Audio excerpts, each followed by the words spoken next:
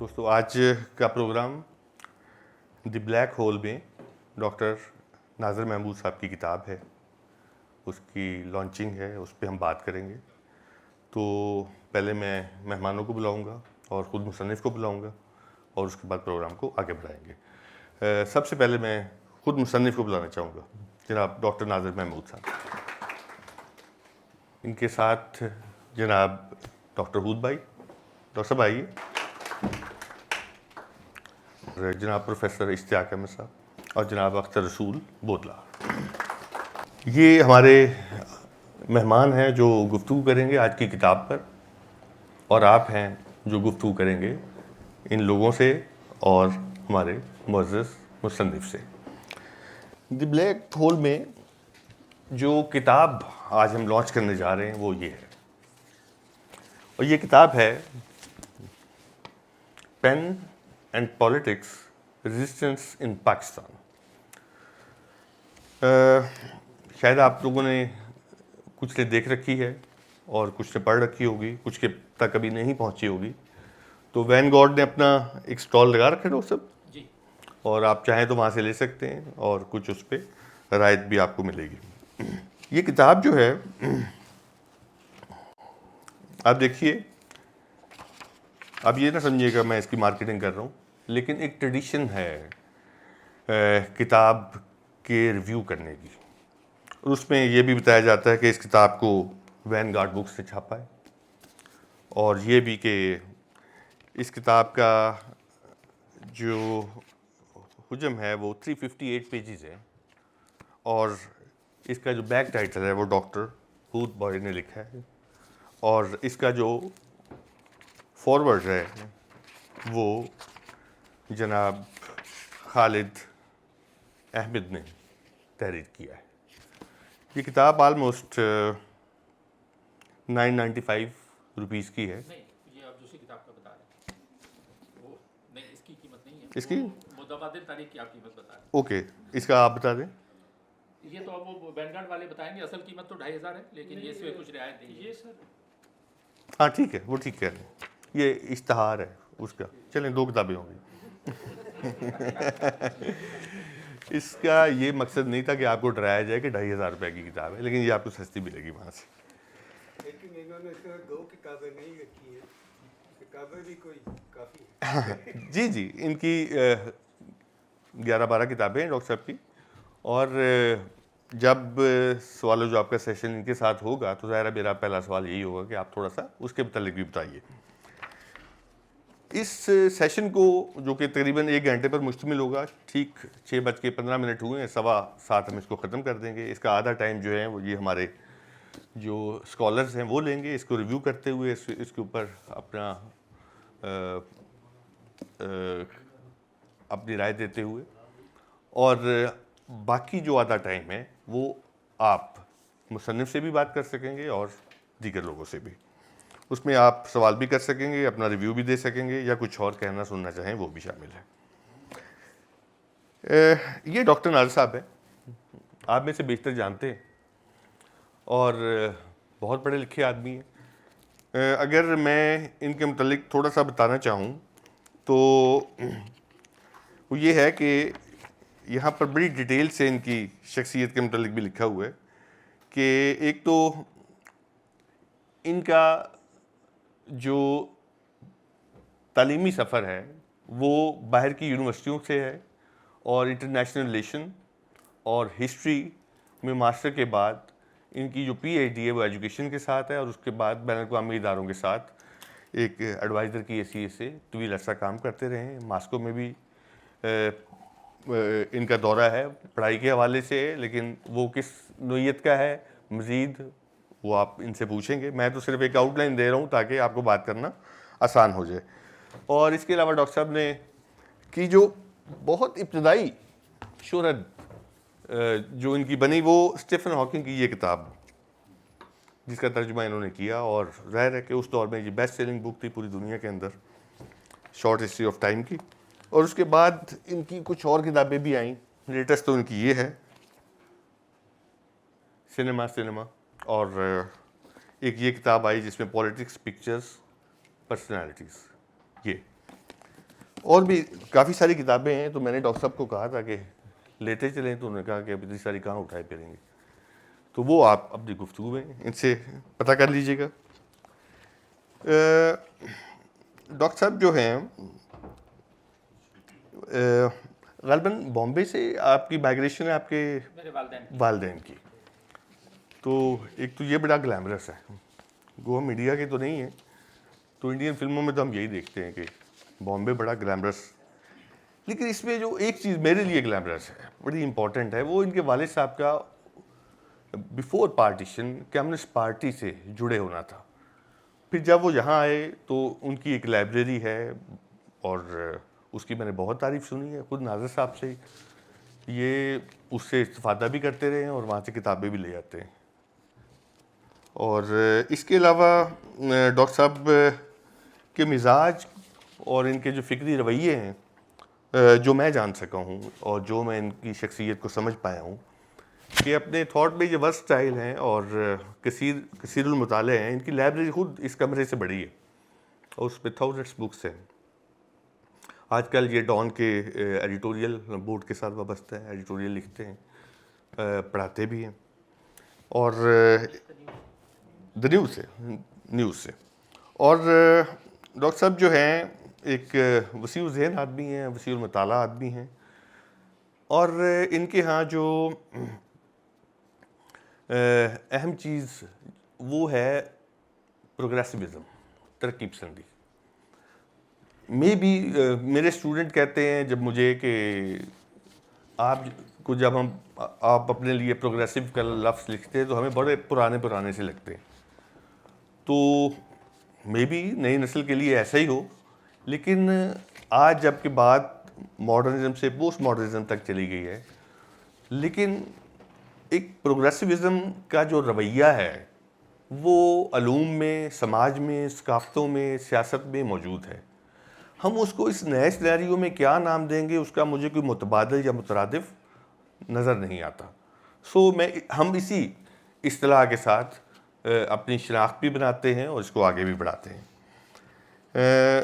اس میں ظاہر ہے کہ پھر اگلی بحثیں ہیں جس میں لبرل اور پروگریسوزم کے درمیان فرق کے معاملات ہیں, اور ماڈرنزم سے پوسٹ ماڈرنزم کی طرف جو رخ ہے, تو اس میں جو پروگریسو ایلیمنٹ ہے اس کو جاننے والے معاملات ہیں. لیکن یہ ہے کہ ڈاکٹر صاحب پروگریسو ہیں, لیکن 40s 50s والا جو ایک خاص انداز تھا مباحث کا, پرسنالٹیز کا, چیزوں کو سوچنے کا, تجزیہ کرنے کا, دیکھنے کا, تنقید کرنے کا, اس میں بہت سارے اضافے ہیں جو بعد کی تاریخ نے, بعد کے وقت نے, بعد کے عالمی اور قومی حالات نے اور ان کے مطالعے نے پیدا کیے. وہ ان کی تحریروں میں آج جا بجا میں موجود نظر آتے ہیں. ڈاکٹر صاحب جو ہیں اس کتاب کے اندر آپ دیکھیں گے اس کے جو ٹوٹل چیپٹرز ہیں 66. اس سے آپ خوفزدہ مت ہوں, کیونکہ اس میں جو ایوریج چیپٹر ہے وہ 4-5 صفحے کا ہے. کچھ ہیں جو 20 سے زیادہ صفحوں کے ہیں, لیکن ایوریجلی 4-5 صفحوں کے آرٹیکلس ہیں. اور یہ آرٹیکلس شخصیات پر بھی ہیں اور ایشوز پر بھی ہیں. مثلا میں اگر نام پڑھ دوں کچھ تو تاکہ آپ کو اس کتاب کا دائرہ کار سمجھنے میں کچھ آسانی ہو. مثلا عافیہ ضیاء, ملالہ یوسفزئی, کشور نحید, حارث خلیق, اسلم اظہر, ابراہیم جویو, آصف فرخی, انور سجاد, فہمیدہ ریاض, گوپال داس نراج, بزنجو, ولی خان, حاصل بزنجو, حسین محمد جعفری, احفاظ الرحمان, توصیف احمد, وارث میر, سلیم آسمی, صوبو گیان چندانی, جام ساکی, رسول بخش پلیچو, ڈاکٹر مبارک علی, اسلم گرداسپوری, رضیہ سجاد, شوکت کیفی, ڈاکٹر جعفر, جی ایم سید, ڈاکٹر طاہر کامران, ذوالفقار علی بھٹو, اور جی ایم کٹی, زمان خان, وائنوویخ, سومناتھ چیٹرجی, اور اس کے علاوہ یوسی سیرڈ اور یوری ایونری اور سمیر امین, لیوس اور ایڈورڈ سعید, آلتھیوزے, گنتر گراس, انور کونگو, کوسترو مگابے وغیرہ وغیرہ. اب اس کے اندر کچھ ایشوز بھی ڈسکس کیے گئے ہیں، یعنی وہ ٹائٹل کا حصہ بطور ایشو ہی انہوں نے دیا ہے، جس میں اگر میں اردو میں آپ کو بتا دیں تو مزاحمت ہے، ایکٹیویزم، ایجنسی اور بجٹ ہے، ڈیولپمنٹ پالیسی کی ایڈوکیسی ہے، پھر وطن پرستی اور مزاحمت ہے، خون آلود بلوچستان ہے، صحافتی اشتراک اور مزاحمت ہے، یعنی journalism of calibration and resistance.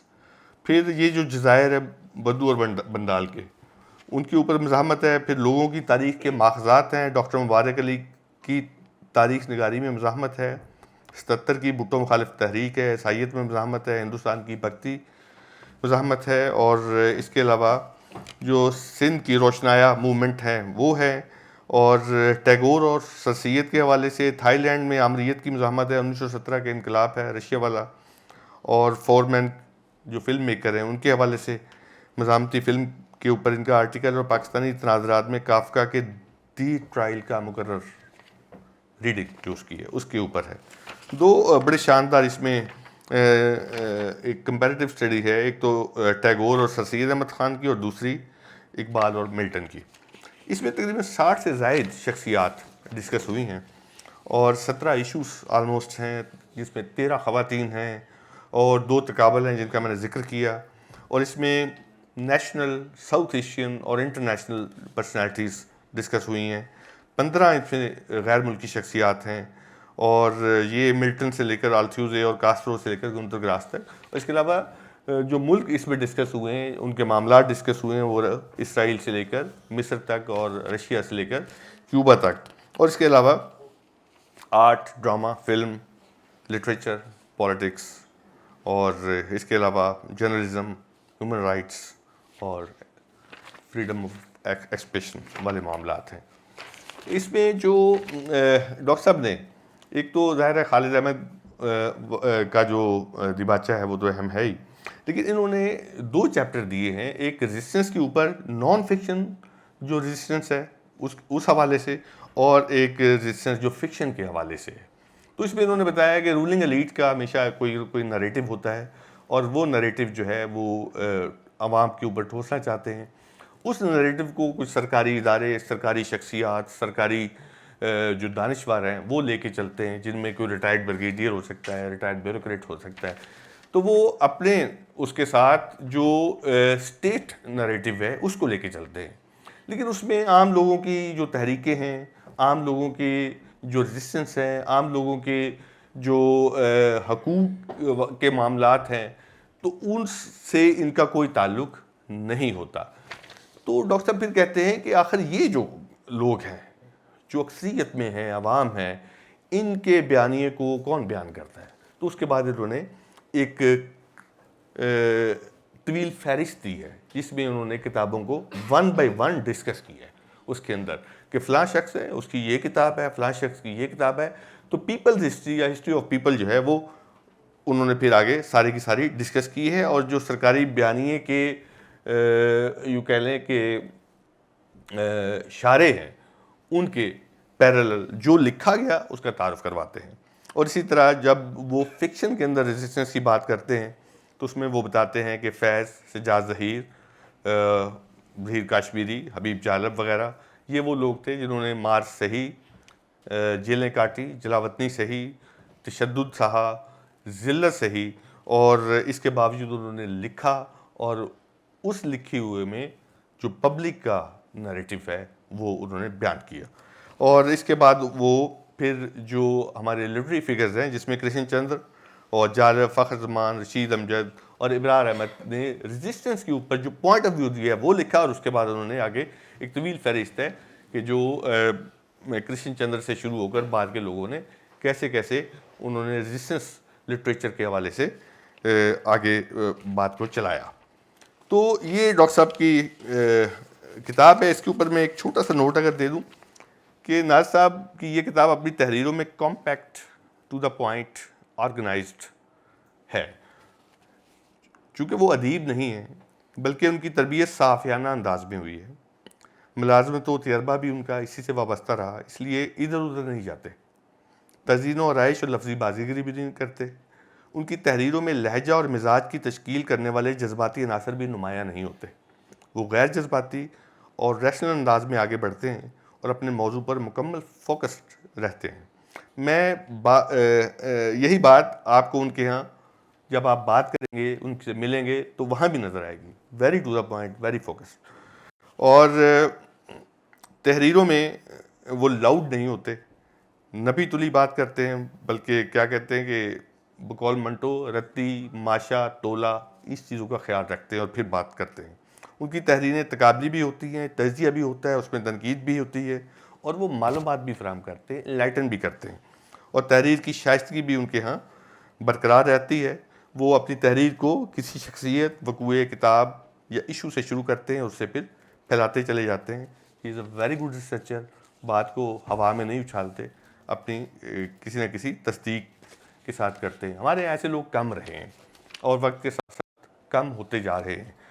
مثلا ایک میں مثال دے دوں، اپنے بینگ مصنف آئی رحمان صاحب، جس طرح کی کمپیکٹ ان کی تحریر تھی، اسی طرح کمپیکٹ ان کی پرسنالٹی بھی تھی. تو مجھے ان کے ساتھ انڈیا جانے کا اتفاق ہوا، ہم کئی دن ساتھ رہے. تو میں گن کے بتا سکتا ہوں کہ انہوں نے تین دنوں میں ٹوٹل کتنے جملے بولے، اور ان جملوں میں کوئی لفظ بھی زائد نہیں تھا. تو کچھ ایسے ہی معاملات ان کے ساتھ بھی ہے، ناظر صاحب کے ساتھ بھی. اور ان کی تحریر کے اندر جو تجزیہ، صلاحیت، تفکر اور ملٹی ڈسپلنری جو صورتحال ہے وہ.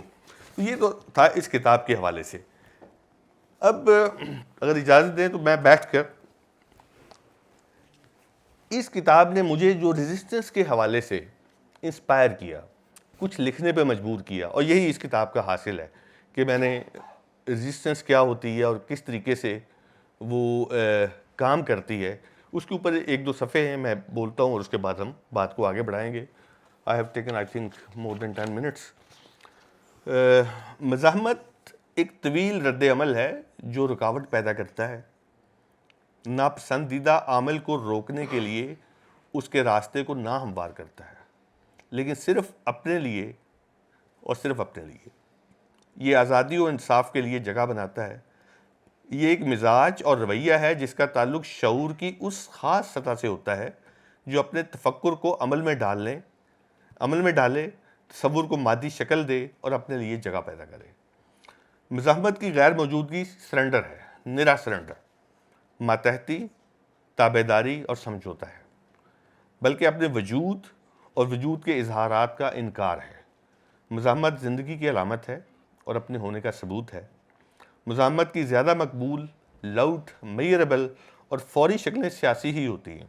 قدیم دور سے جدید دور تک ریاستوں کے وسیع پھیلاؤ کے باعث اس کی فرد اور سماج تک گہری رسائی نے ہر انسانی مظہر کو اپنی لپیٹ میں لے لیا. تو مزاحمت کی سیاسی شکلیں اسی انداز میں پھیلتی چلی گئیں. یورپی نشاط ثانیہ کے بعد سرمایہ دارانہ ریاستوں کے ارتقاء اور اس کے نوبادیاتی مرحلے میں کرۂ ارض کی 18ویں، 19ویں، 20ویں صدی کی صورتحال اس کی گواہ ہے. لیکن وسطی دور اور اس سے پہلے کی ریاستوں کی صورتیں اور ان کے معاشروں اور ثقافتوں سے رشتوں کی نوعیتیں اس قدر شدید نہیں تھیں. پھر اس میں فطرت پر انحصار مزاحمت کی معاشرتی ثقافتی شکلوں کو زیادہ ابھارتا رہا. گو مصریوں یونانیوں سے لے کر مسلم عہد تک غلاموں کی مزاحمتی تحریکیں بہت اہم ہیں، لیکن بادشاہتوں کے دور میں شریعت اور ریاست کے اتحاد کے بعد قرون وسطیٰ کی وحدت الوجودی اور ملامتی تحریکوں اور صوفیانہ و لوک شاعری کا اور ریاست کے متوازی صوفیانہ سیٹ اپ کا مطالعہ بہت سے انکشافات کو ابھارتا ہے. آج کے دور میں مزاحمت کی دونوں شکلوں میں سیاسی مزاحمت کا دورانیہ اور ہدف مختصر، اکہرا اور نہایت شارپ ہوتا ہے، لیکن یہ ٹینجیبل ہوتا ہے. سیاسی ایلیٹ اور ریاستی مقتدرہ اسی لیے اسے ہائی جیک بھی کرتی رہتی ہیں، اس کی شکلیں بھی تبدیل کرتی رہتی ہیں اور اپنی گرفت میں بھی لے سکتی ہیں. لیکن مزاحمت کی سماجی ثقافتی شکلیں زیادہ گہری، متنوع، دیرپا اور تخلیقی ہوتی ہیں. یہ طویل المیعاد، یونیورسل، فکری اور آرٹسٹک ہوتی ہیں، اور اس میں عام لوگ بھی شامل ہوتے ہیں. ریاستی بالادست طبقات اپنی ترجیحات کے لیے ایک بیانیے کے ذریعے لوگوں کے ذہن اور رویوں کو پر کنٹرول کرنا چاہتے ہیں، جس میں خود کو مقدس، بلند تر، طاقتور اور حکمرانی کے حقدار کے طور پہ پیش کرتے ہیں. اس کے لیے وہ مذہب، میڈیا، نصابات، ادب اور آرٹ کو ریاستی طاقت کے ذریعے استعمال میں لاتے ہیں. لیکن باغی اور مزاحم عناصر کے لیے وہ فوج، پولیس، عدالتیں اور ہم خیال ملائیت اور سماجی گروہوں کو حرکت میں لے آتے ہیں. ان کے ذریعے سے وہ مزاحمت کو دبانے، ہائی جیک کرنے اور اس کی شکلیں بدلنے کی کوششیں کرتے ہیں. قبل جدید دور یعنی قرون وسطیٰ و ما قبل کے ریاستی فنامنن اور یورپی نشاط ثانیہ کے بعد کی جدید ریاستی طرز عمل کے خلاف مزاحمت دو مختلف تاریخی مراحل میں تو رہی ہیں، لیکن تیسرا ریاستی طریقہ کار دوسری عالمی جنگ کے بعد ہائی ٹیک جدید امپیریلزم کی صورت میں سامنے آیا. تو ہم ایسا کرتے ہیں، میں نے بتایا کہ پہلے جو آپ لوگ ہیں اس پہ اپنا ریویو دے دیجئے، پھر ہم مصنف کو سے بات بھی کر لیں گے اور اوپن بھی کر دیں گے اس کو. It's a great privilege being part of this August session. I think جو contents of the book خاص طور پہ اس کے 66 چیپٹرز کے اندر there are so many, I think as many, even more so, کیونکہ ایک چیپٹر کے اندر 2-3 لوگ بھی فوکس ہوئے ہیں. ایک تو میں اس کتاب سے 2 اقتباسات پڑھوں گا کیونکہ وہ I think even in terms of defining what resistance literature is and how it is a part of progressive literature. اور پھر جو پیٹریوٹزم کی انہوں نے ایک پیراگراف کے اندر ناظر صاحب نے ڈپکشن کی ہے، اٹس امیزنگ. یعنی وہ سیکنڈ پیرا بھی ایکولی پاورفل ہے. And I think what I've gone through the text and it needs to be reread I think 3 times. کیونکہ اس کے اندر جو contents ہیں نا they are so rich. یعنی you cover the entire 77 years of Pakistani history and the people who have fought for change and progress and resisted the status quo, so many of them, along the decades, so beautifully. اور آپ نے بالکل ان کی جو publications ہیں، ان کی جو activism تھا، and the trials and tribulations in each case, and then canvas اتنا براڈ ہے کہ تقریباً لاسٹ سیکشن آف دا بک میرے خیال میں 45 or chapter 46, then you take off from the from Pakistan and the Indian subcontinent, and the author then takes us to the European Renaissance, to similar struggles in Thailand, in Indonesia, in Saudi Arabia, and so many other, and the history of the communist movement, not only in the subcontinent but also elsewhere, the Russian Revolution. تو diversity of topics, لیکن چونکہ like father like sun, ناظر صاحب کا جو کی focus ہے وہ ہے انسان کے اوپر. if there are various comparisons that we can draw. The comparison for me has all along, because میرا area IR, a bit of politics, تو اس میں آپ اسٹیٹ کو ایک طرف رکھتے ہو، پیپل کو ایک طرف رکھتے ہو، ٹھیک ہے. So when you create a country, what ever reasons, آپ یہ ایکسپیکٹ کرتے ہو کہ پہلے سے حالات اچھے ہوں گے، وچ مینس دیٹ آہستہ آہستہ جو اسٹیٹ کا focus on stability and order پہ ہے، اور پیپل کی جو ایسپریشنز ہیں for greater freedom and like rights, وہ آہستہ آہستہ برج ہوگا اور پھر ایک نیشن اسٹیٹ کریٹ ہو جائے گی. 100 سال لگے، 200 سال لگے، 70 سال لگے. However, as we have seen throughout this progressive struggle and the resistance literature that this book covers, کہ ہر ڈیکیڈ کے ساتھ تنزلی آئی ہے اس کے اندر. اب اس کانٹیسٹ کو آپ اس میں بھی لے سکتے ہو. And I'm inspired by your work and I would like to share a few ideas for this gathering, تاکہ ہم، چونکہ ہم currently 2022 کے اندر ہیں، اور جو crisis that begins in 1947 but predates it actually has aggravated to the extent کہ اس وقت بہت سیریس اس کی امپلیکیشنز نظر آ رہی ہیں، خاص طور پہ even the economic survival of the country appears to be at stake. So basically, it's neither left not right. खास तौर पे post Cold War period के अंदर, given my expertise, little bit of humble expertise in IR, we primarily live in a post-ideological period कि जिसमें capitalism in the end wins, communism declines, and even in China, partly, political authoritarianism, and then एक free market economy adopt कर लेते हैं. तो sometime, लेकिन contest जो between the people and the state, between freedom and stability and order, ये अज़ली contest है. इसको आप ये भी कर सकते हो, मैं इसको good versus evil में नहीं लेके आता because ज़्यादा compartmentalization है. तो उसके अंदर हम इस पे डिस्क्राइब कर सकते हैं कि भाई contest is basically between the forces of regret and the forces of progress. Status को हमेशा आपको पीछे खींचता है, स्टेटस को हमेशा मार्जिनलाइज करता है लोगों को, और उसी पे जो अपना जो एक्सप्लॉयटेटिव क्लासेस होती हैं उनका दारो मदार होता है कि जितनी आप ग्रेटली सप्रेस करेंगे उतनी आप प्रिविलेजेस गेन करेंगे. And I think in Pakistan, नाजिर साहब, ये आपके वर्क से मैं इंस्पायर हो गया. अदरवाइज यानी जब हम पढ़ रहे थे तो एटलीस्ट मेरा initial period is as a working journalist way back in the early 90s. 3 years I served with ABS Jafri साहब. और some time when you grow through the text तो सम पर्सनस कम जिनके साथ आपने टाइम गुजारा होता है. असलम अज़हर साहब का मुझे पता है कि जब बीबी आई पावर में तो वी वर स्टिल स्टूडेंट्स. हुद भाई साहब उस वक्त वहाँ पे QAU में.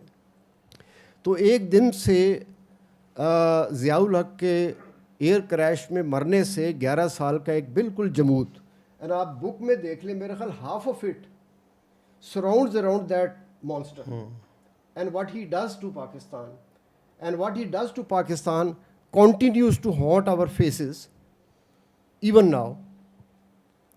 यानी द गाय हैज़ गॉन, लेकिन उसकी मुख्तलिफ इवन मज़ीद खौफनाक शक्लें आपको ना सिर्फ उस इंस्टीट्यूशनल डोमेन में नज़र आ रही हैं बल्कि सिविलियन स्फेयर के अंदर भी वो इवन मोर मॉन्स्टरस कॉन्सिक्वेंसेस के साथ पोटेंशियली आपको नज़र आ रही हैं. So basically coming to the 2 points that I wish to make,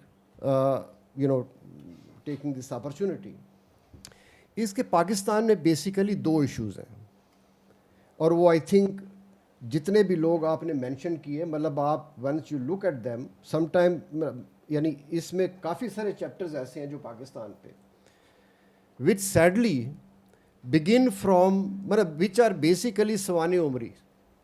वो स्टार्ट होते हैं कि इस डेथ हुई किसी की, उसके बाद उसके ऊपर आई रहमान साहब का मेरे ख्याल में स्किप किया आपने, ये उससे पहले किया. सो ट्रेजिकली यानी so many good souls are no more with us. Some of them are here. Adnan यहाँ पे बैठे हैं, उनकी किताब का भी रेफरेंस है कि the kind of reporting that you do, जहाँ पे एक तरफ गुड तालिबान है और दूसरी तरफ एक ट्रेडिशनल एक्सप्लॉयटेटिव स्टेट है, आप दोनों के अंदर फंसे हुए हैं. How many journalist have killed. So there are also 4 or 5 chapters intensely dealing with the subject of journalism. क्या इसके अंदर काबिश हुई, how many people sacrifice their time and life, and how many were imprisoned. So 2 issues I would like to pin point.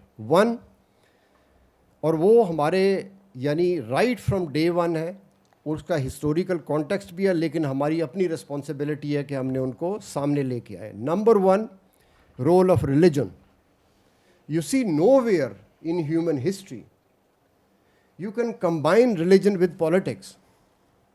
European जो development है, industrialisation है, the modernity that we C today, even that of east Asia और China, इसमें religion का politics या public life से कोई contact नहीं है. आप सेपरेट करोगे तो तरक्की करोगे, अगर आप इसको मज़ीद करीब लाओगे तो मेहम होगा, ट्रेजेडी होगी. Number 1. So there is an ideological issue that continues to affect public life in Pakistan.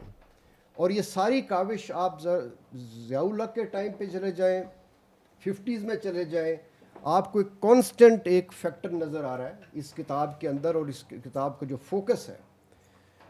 Second is the structural issue. آپ کرپشن وغیرہ کو، پولیٹیکل پارٹیز، ڈائناسٹیز وغیرہ چھوڑو، یہ ایشوز ہی نہیں ہیں. اسٹرکچرل ایشو ہے کہ ایک extractive predatory institution whose job is to secure us from internal and external dangers is dominating the civilian political space. اس کے لیے بہت سارے انہوں نے طریقے آزمائے پہلے. اس دفعہ کا جو ڈیڈلیسٹ ایکسپیرینس آف یہ جو انہوں نے کیا، اس کی امپلیکیشنز آپ کے سامنے ہیں. تو یہ میں 2 ایشوز آپ کے سامنے رکھتا ہوں. کافی دفعہ ہم نے سوچا کہ بھئی کیا کریں. دیکھیں، ایک تو آؤٹ رائٹ ریزسٹنس ہے جس میں absolutely battle lines are clear. دوسرا طریقہ یہ ہوتا ہے کہ تھوڑا سا سسٹم کے اندر گھس کے ایجنڈا آپ کا کلیئر ہے تو آپ اس کو اندر سے بیٹھ کے تھوڑا سا شیک کرنے کی کوشش کریں. I have spent 5 years at Oxford on behalf of the state of Pakistan. I tried to progressively improve the fate of a large public sector institution, higher education, in Pakistan. Relatively, I was able to do many things in Oxford, کیونکہ وہاں پہ جو ایک fair اور جو control اتنا زیادہ نہیں تھا. And I can bet, based upon my experience here, dealing with the state and governmental authorities, بہت کچھ ہم نے کیا. ون ٹائم ہود بھائی صاحب کو بھی پتہ ہے کہ ایک دفعہ گیدرنگ تھی ہماری، each year we held graduation ceremony. So اس میں یہ ہوتا ہے کہ خرچہ ہوا ہوتا ہے آپ کا، پورے گراؤنڈ کے اندر آپ نے سیٹ اپ کیا ہوتا. تو میں نے ایک دم سے سوچا کہ بھئی یہ اتنا بہت آڈینس ہے اسٹوڈنٹس کی in a central Punjab important region. تو ہود بھائی صاحب کو میں نے کہا کہ آ جائیں، آپ کے سامنے کوئی 7-8 ہزار اسٹوڈنٹ سامنے رکھتے ہیں تاکہ آپ بتائیں ان کو کچھ. وی ڈڈ دیٹ. لیکن اس میں بہت ساری اس پوری چیز میں ایسے بھی ہم نے ایکسپیرینسز کیے کہ جہاں پہ ہمیں پتہ چلا کہ بڑا مشکل ہے بھائی ادھر چینج کرنا. بیکاز آپ کوئی بھی ایون کوورٹ مینر کے اندر بھی کوئی چیز کرو گے تو ان دی اینڈ ریزسٹنس آپ پہ آتی ہے. And finally before I read those 2 paragraphs I tell you, no matter what you do in developing a public sector organization, آپ 4.5 سال لگائیں دن رات، ایک دن میں آپ کا 4.5 سال کا کنٹریبیوشن کین بی نیوٹرلائزڈ. سو ہم نے سٹارٹ کیا لٹریچر فیسٹیول، 4 سال کیا، یعنی 5 سال، بلکہ پہلے سال ہی میں نے کر دیا تھا. Where is it now? So بڑا افسوس ہوتا ہے. تو let me just go through, read 2 paragraphs which I think sum up what we mean by thank you. یہ ہے جی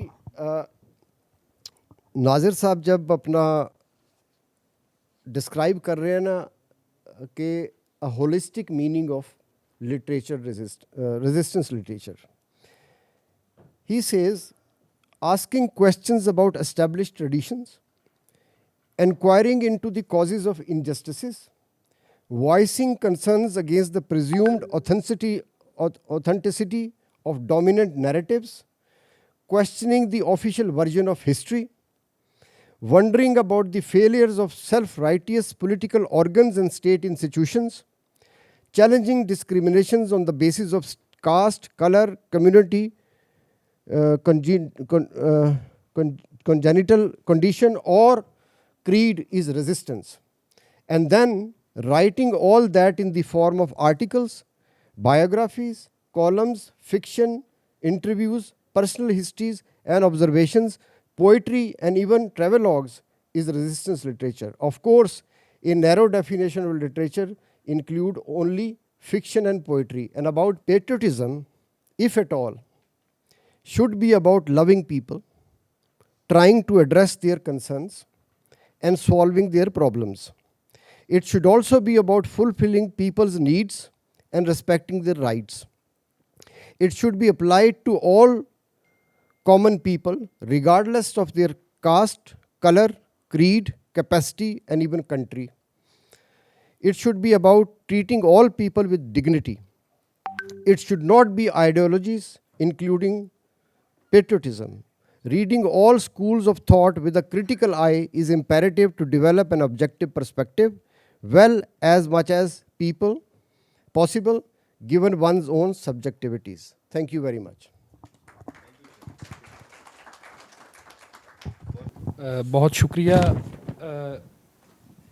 एक्चुअली मैंने जब डॉक्टर साहब से मिला और ये किताब ली तो उसको मैंने जब पढ़ना शुरू किया तो जो आफ्टर 1.5 hour तो आई रियलाइज दैट डॉक्टर साहब is a पोलीमैथ, he can write on everything.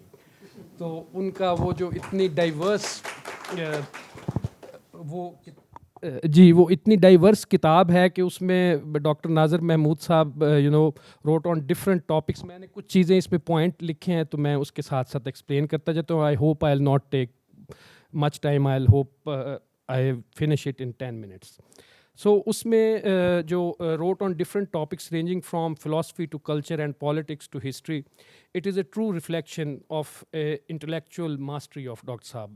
Basically, this book is a true reflection because he has written on those topics where most of our people cannot even talk about those things. So the book has 66 chapters, on various topics. It has, insightful chapters on all sensitive issues on which majority of our writers do not write or do not dare to write.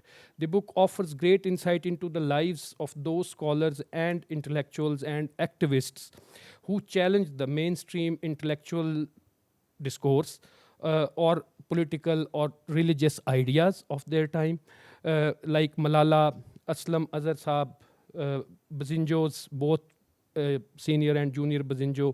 उसके बाद अनवर सजाद साहब, फहमीदा रियाज, doctor मुबारक Ali, GM Syed.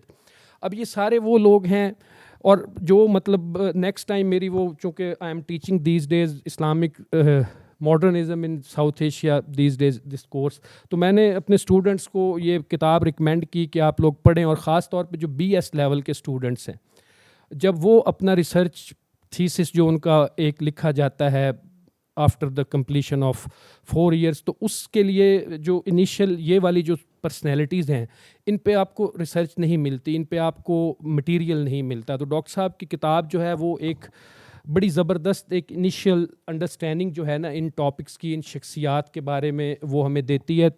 और मतलब history के जो students हैं ख़ास तौर पे, वो इससे बहुत ज़्यादा इस्तिफ़ादा कर सकते हैं, क्योंकि इन शख्सियात के ऊपर अगर आपको 1-2 पेजेस भी सही लिखे हुए मिल जाएं तो आप फिर उससे नेक्स्ट जो है वो आपको एक लीड मिलती है and you can then make it into A proper thesis और प्रॉपर रिसर्च आर्टिकल. तो एक तो इसमें ये बहुत ज़बरदस्त था. दूसरा इसमें जो है ना द बुक जो है वो पर्सनैलिटीज़ और उनकी डिटेल्स में डिस्कस करती है. It is actually A treasure for the student of the history to get initial information about leaders and topics, and then further they can build on those things. और resistance with Christianity, ये 2-3 जो इसमें हैं वो एक तो मेरे वो ज़रा फेवरेट से टॉपिक हैं. उसमें क्योंकि मेरा PhD जो है वो blasphemy पे है. I am the first one in Pakistan who has done his PhD on history and politics of blasphemy laws in Pakistan. जी वो तो उसमें मतलब एक जो ज़बरदस्त जो कंपैरिजन डॉक्टर साहब ने क्रिश्चियनिटी के अंदर वो रेजिस्टेंस वाला जो है, इट्स अमेजिंग. और उसमें मेरी चूँकि उसमें कुछ चीज़ें मैंने पढ़ी हुई हैं, ज़ाहिर है डॉक्टर साहब जितना मेरा उसमें इंसाइट नहीं है, लेकिन मैं एक चीज़ ये समझता हूँ कि जो वेस्टर्न सिविलाइजेशन में जो इनलाइटनमेंट और ये सारी जो मूवमेंट चली और ये हिंदुस्तान में, ये साउथ एशिया में, ये मुसलमानों में ये क्यों नहीं कामयाब हो सकी. तो after 20 years of teaching experience मुझे ये लगता है कि मुसलमानों के अंदर भी इस तरह की मूवमेंट स्टार्ट हुई हैं जैसे मोतज़िला थे. लेकिन अब हुआ क्या, दिस इज़ अमेजिंग कि जब मोतज़िला के पास ताकत आती है तो वो अपने मुखालफीन के साथ जो सलूक करते हैं वो वैसा ही होता है जो उनके साथ हो रहा होता है. इसी तरह रोशनिया मूवमेंट बायजीद अंसारी जो है वो फ़िलोसॉफिकली वाज क्लोज रिलेटेड विद वो इस्माइली थॉट और उसके साथ, लेकिन आप ये देखें कि जब उसने एक दफ़ा उसने उन इलाकों पे कब्ज़ा भी किया, कुछ छोटी सी टेरिटरी थी, अब उस टेरिटरी के अंदर बायजीद अंसारी ने जो चीज़ें इम्प्लीमेंट की कि जो मुझे नहीं मानेगा उसका गला काट दो, ठीक है जी। तो ये एक डिफरेंस है कि यहाँ पे, और अक्सर मैं ये कहता हूँ कि जितने मुस्लिम मॉडर्निस्ट पैदा हुए हैं वो ज़्यादातर उनकी तादाद अहले हदीस मकतब फ़िक्र से है, लेकिन अब उनके चूँकि वो प्रोटेस्टेंट एथिक्स, वो जो मैक्स वेबर का थीसिस है कि पूरा जो वेस्ट की तरक्की है उसके पीछे प्रोटेस्टेंट एथिक्स की बात है, वो मतलब उन्होंने काम और इसकी तरफ तवज्जो दी, तो वो प्रोटेस्टेंटिज़म वाला थोड़ा सा जो अहले हदीस मकतब फ़िक्र में वो चीज़ मौजूद थी, लेकिन हुआ उनके साथ क्या, उन्होंने भी वही किया, वो अपने अकाबरीन के, अब आपने मोहम्मद बिन अब्दुल वहाब के बारे में कोई बात नहीं करनी, हालांकि उसने वो पुरानी ट्रेडिशनल सारी चीज़ों के ऊपर क्वेश्चन किया, तो ये सारे फिर दे fail victim to that hero worship और अपने वो अकाबरीन वाले चक्कर में। तो इस वजह से ये जब भी इनके पास इवन पावर भी आई है सेकुलर तबके के पास, तो they try to behave like the religious people, क्योंकि वो इस्लाम का वो इतना ज़्यादा इन्फ्लुएंस है ख़ास तौर पे हमारी जनरेशन पे और सब लोगों पे, कि वो शायद ना चाहते हुए भी वो आपके मुंह से वो चीज़ें निकलती हैं, आप वो करते हैं, और आपकी वो एक तरह से DNA में शामिल है कि आपने वो अथॉरिटेरियनिज़म और जो एक्सप्रेशन है उसको आपने उस तरह टॉलरेट नहीं करना। एक तो मेरा ये ख्याल है कि डॉक्टर साहब ने उस पर बहुत अच्छा लिखा। दूसरा जो इन्होंने भक्ति के बारे में जो इंफॉर्मेशन है दैट इज़ अमेजिंग, मतलब ये हम हमारी जो भी आप मेन स्ट्रीम किताब उठा के देखें तो वो भक्ति का जो तसव्वुर है उसको वो इस्लाम के साथ कनेक्ट करते हैं, ठीक है जी, कि मुसलमान आए, सूफिया आए और दे क्रिएट दैट, बट भक्ति की जैसे डॉक्टर साहब ने भी लिखा और आप उस पर कोई एक अच्छी किताब पढ़ लें तो वो प्री इस्लामिक बल्कि प्री क्रिश्चियन टाइम से वो थॉट हिंदुइज़म में मौजूद है कि आपने वो चीज़ों को जो है वो अपने टेकअप करना है और इस तरह करके। तो एक तो वो मतलब जो भक्ति को रेजिस्टेंस के एंगल से देखना ये भी एक बड़ी ज़बरदस्त चीज़ थी। अच्छा, उसके अलावा फिर जैसे वो डॉक्टर साहब ने जो एक आखिरी बात मैं जो करूँगा कि सैयद मोहम्मद जौनपुरी और बायजीद अंसारी वगैरह का जो पूरी मूवमेंट थी, तो मसला इन मूवमेंट्स का वही था कि दे एग्जैक्टली बिहेव्ड लाइक जो उनके मुखालफीन करते थे, कि उनके पास पावर आ जाती थी तो वो किसी को फिर नहीं बख्शते थे। एक जो चीज़ मुझे हर आर्टिकल पढ़ने के बाद जो फील हुई है वो ये है कि जैसे डॉक्टर साहब ने कहा कि वो इंसान दोस्ती और उस पर है, मैं ये समझता हूँ कि उसमें ना हर के अंदर एक होप का चीज़ है। इवेंचुअली डॉक्टर साहब जो है ना वो होप रखते हैं कि चीज़ें तब्दील हो जाएंगी, और अगर हम इस तरह की चीज़ें जो हैं वो उसको पॉपुलराइज़ करें। और पाकिस्तान के अंदर देखें, एक तरफ तो हम सारे सोचते हैं कि यहाँ पे बहुत इंतहा पसंदी है, लेकिन पाकिस्तान के अंदर एक बहुत बड़ी लेजिटिमेट पॉपुलेशन है जो सेकुलर है, जो रूल ऑफ लॉ और वो लिबरल है, और वो चाहते हैं कि यहाँ पे तब्दीली आए। और ये शायद वो छोटी सी इतने ज़्यादा नहीं भी हैं, लेकिन वो उनकी कमिटमेंट है कि in spite of all effort from the establishment and the politician, सारे पॉलिटिशियन ने, मतलब भुट्टो साहब ने भी मज़हब को जिस तरह इस्तेमाल किया, एक हिस्टोरियन तो उस पर बात कर सकता है, लोग माइंड कर जाते हैं, भुट्टो साहब ने भी इसको बड़ी बुरी तरह से इस्तेमाल किया। बेनज़ीर शायद एक वाहिद मुझे नज़र आती है बीइंग ए हिस्टोरियन जिसने सबसे कम इस चीज़ को इस्तेमाल किया अपने पॉलिटिकल गेंस के लिए। She was the only. उससे पहले आप अयूब खान को देख लें, उससे पहले देख लें, जितने भी थे। और पाकिस्तान का जो प्रॉब्लम है जो हमें एक देखना चाहिए कि if you go into the debates of first constituent assembly of Pakistan, you would be amazed to see the level of discussion that was going on when between the legislators of East Pakistan and West Pakistan. Waste Pakistani वो इस्लाम कर रहे थे, और east Pakistan के जो legislator थे उन्होंने जितना क्रिटिसाइज़ किया इस रिलीजियस बिगोटरी को, मतलब आप हैरान रह जाएं कि एक उनके लेजिस्लेटर ने जब इन्होंने कहा ना कि इस्लामी निज़ाम, तो उसने फ्लोर ऑफ द असेंबली खड़े होकर कहा कि हर गवाला जो है वो अपने दूध को पसंद करता है। मैं हिंदू हूँ तो मेरे लिए तो हिंदुइज़म सबसे अच्छा है। तो आप ये कैसे कह सकते हैं? अब मुझे बताएं कि कोई बंदा ये बात कर सकता है अभी असेंबली में?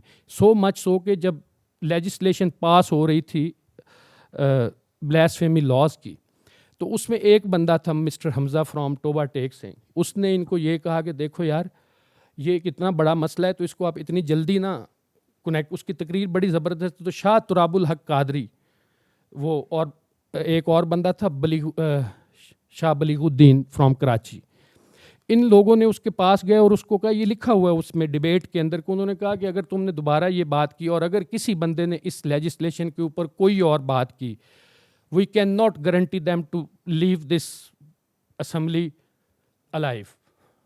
تو یہ حالات مطلب ہو گئے. تو ڈاکٹر صاحب کی جو یہ کتاب ہے تو ریزسٹنس پاکستان میں موجود ہے، یہ پاکستان کے ساتھ ہی پیدا ہوئی ہے. اگر آپ تھوڑا سا ہسٹری جانتے ہو تو جیسے پاکستان بنا ہے تو پاکستان میں ریزسٹنس کا آغاز بھی اسی وقت ہو گیا، چاہے وہ مین اسٹریم میڈیا میں آئی ہے یا نہیں آئی، چاہے اس کو کسی وقت کے حکمرانوں نے لفٹ کرائی ہے یا نہیں کرائی، but resistance was always there, it has always been دیر.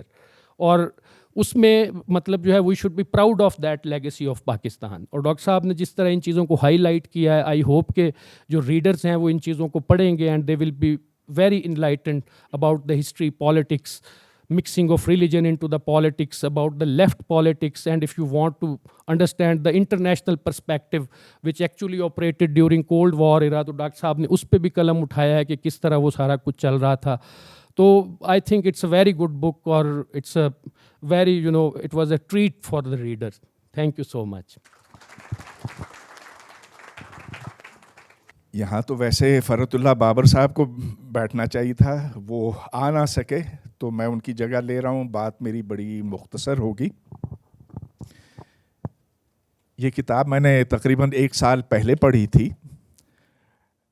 میں جو روش صاحب نے اس کا احاطہ کیا ہے، اس کے اندر کیا کچھ ہے، میں وہ دہراؤں گا نہیں. اشتیاق صاحب نے اور بودلہ صاحب نے بھی بہت سی تفصیلات اس کی بتا دی ہیں آپ کو.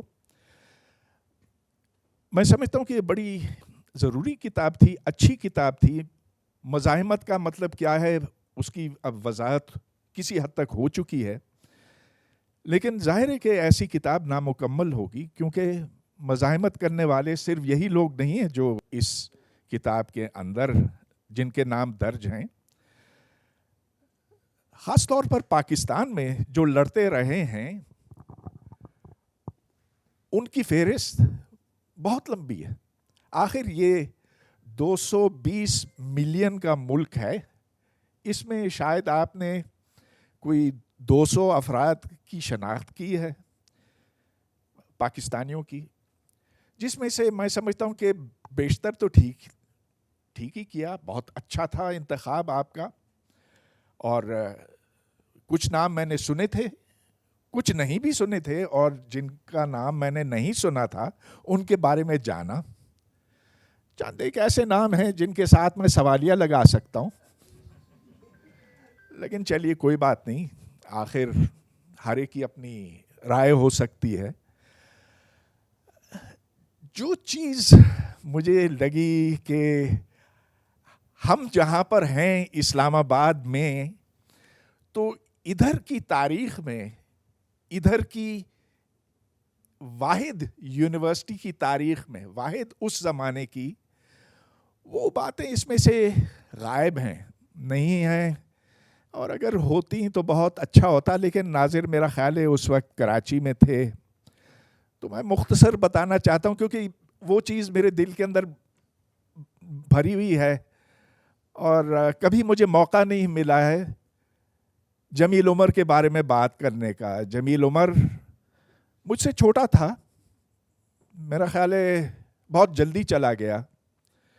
کمپیوٹر سائنس میں اس نے رومینیا سے ماسٹرز کیا تھا، اور جب وہ قائد اعظم یونیورسٹی پہنچا تو وہ ہمارے گروپ کا لیڈر یوں بنا کہ ہمیں پتہ تھا کہ یہ ہمارا لیڈر ہے.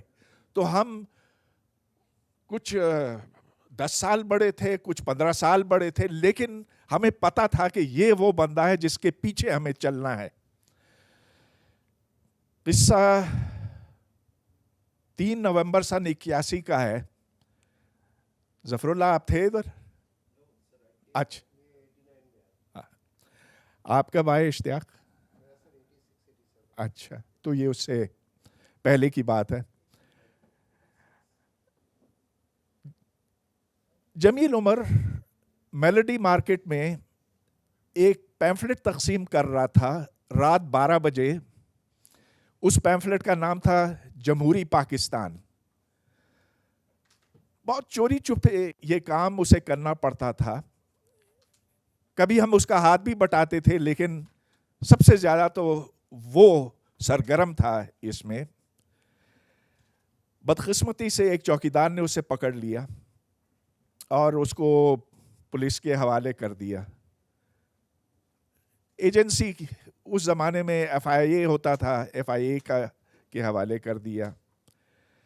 अगले रोज़ जनरल ज़िया ने टेलीविज़न PTV पर आकर ये ऐलान किया कि जो सियासत का कैंसर है उसकी जड़ों तक हम पहुंच गए हैं और उसे हम उखाड़ के कायदे आज़म यूनिवर्सिटी से बाहर फेंकेंगे. जमील उमर को गायब कर दिया गया, लेकिन इस दौरान खुशकिस्मती से कुछ ऐसे लोग जो उसके साथ पकड़े जा सकते थे वो मुल्क छोड़ गए. जो टॉर्चर किया गया जमील उमर को वो मैं यहाँ नहीं बयान कर सकता क्योंकि बहुत भयानक है. उसे अटक ले जाया गया, उसे किले में ले जाया गया, और जब हम उससे मिलने के लिए गए थे मुल्तान जेल में तो उसको बेड़ियां लगी हुई थी. आपको पता है बेड़ियां क्या होती हैं?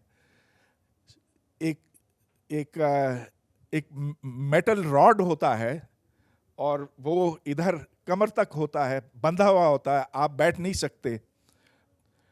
और ये साल तक बेड़ी लगी हुई थी.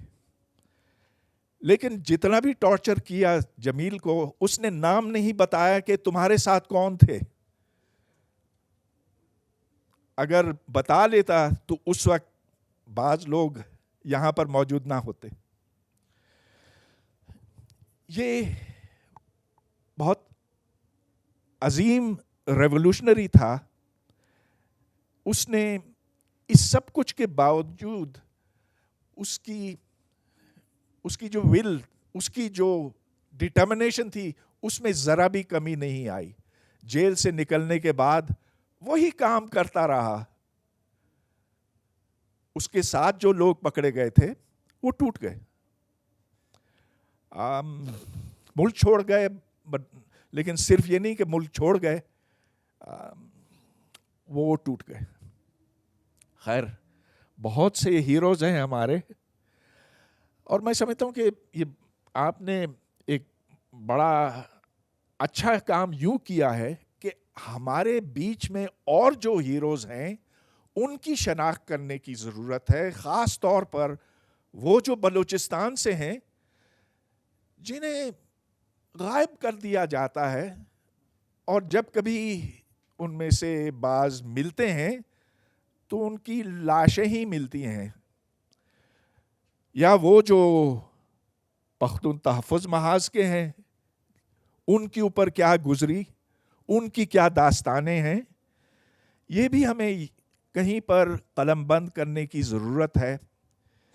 अगरचे इसका टाइटल पेन एंड पॉलिटिक्स है, लेकिन ये अहले कलम के लिए सिर्फ नहीं है. ये उनकी दास्तानें नहीं हैं, ये तमाम वो लोगों की दास्तानें हैं जो जुल्म के ख़िलाफ़ लड़ते रहे हैं. तो बहुत मुबारक हो आपको Nazir, and let's hope for more such books in the future. I am really humbled. आप लोगों की आमद यहाँ, आपका आना, और दोस्तों ने यहाँ जो मेरी हौसला अफजाई की है, मैं यकीनन अपने आप को इस काबिल नहीं समझता.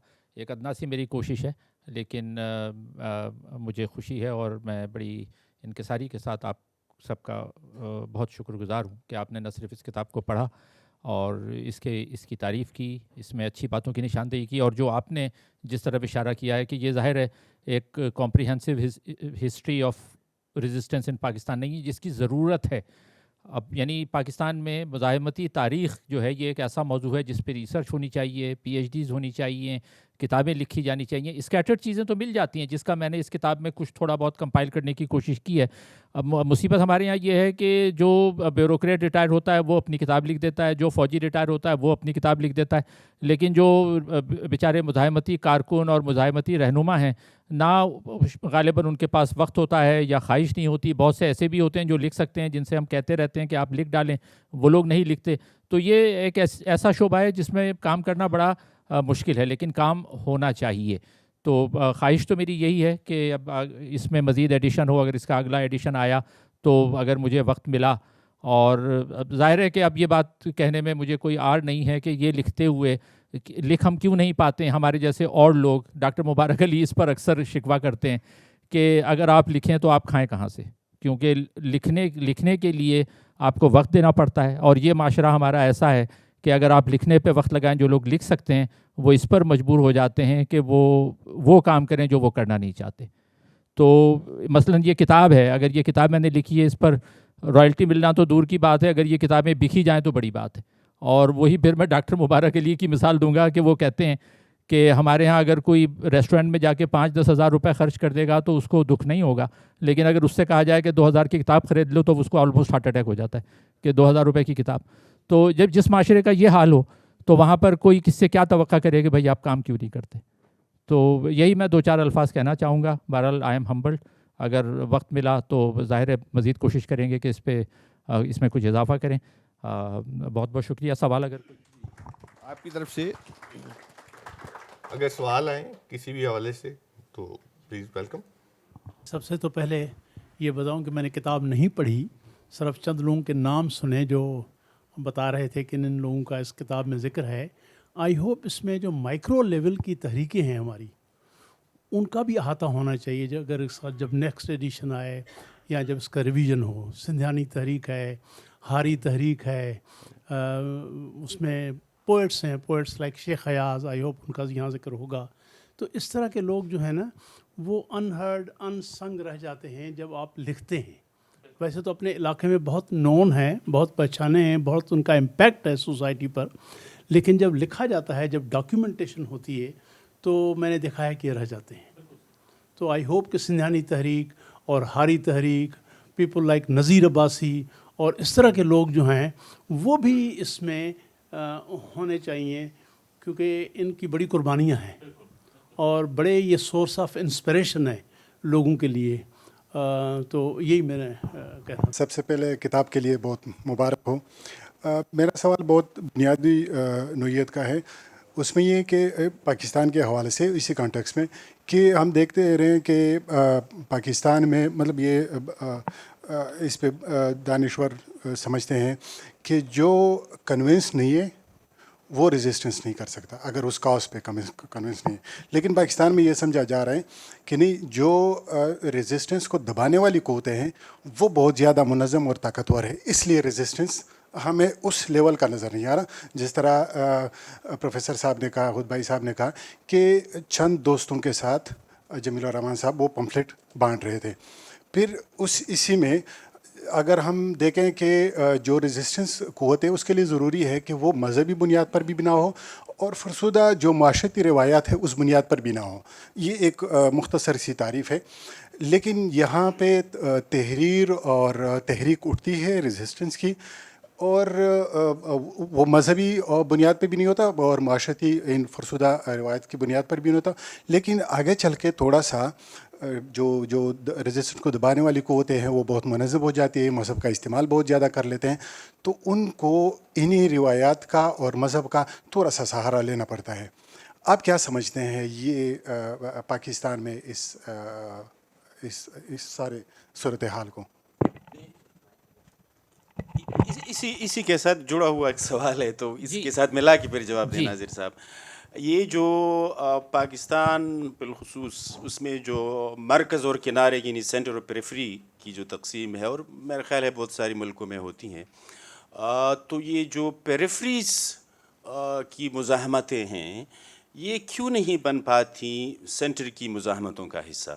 اس میں کیا رکاوٹیں ہیں؟ ایک تو آپ نے بیان کیا کہ مذہب کی بات ہو گئی یا روایت کی بات ہو گئی یا پرزیکیوشن کی بات ہو گئی، ٹارچر کی بات ہو گئی، یہ باتیں تو معلوم ہیں، لیکن اصل میں ڈائنامکس کیا ہیں؟ کیا ایسا تو نہیں ہے کہ مزاحمت تحریک کے اندر بھی کوئی ایسی مارجنلائزیشن موجود ہے کہ کناروں کو نہیں ساتھ ملانا ہے، کناروں کو ملا لیں گے تو یہ ایک پھر کہیں ایسا نہ ہو کہ ان کو اختیار ملے؟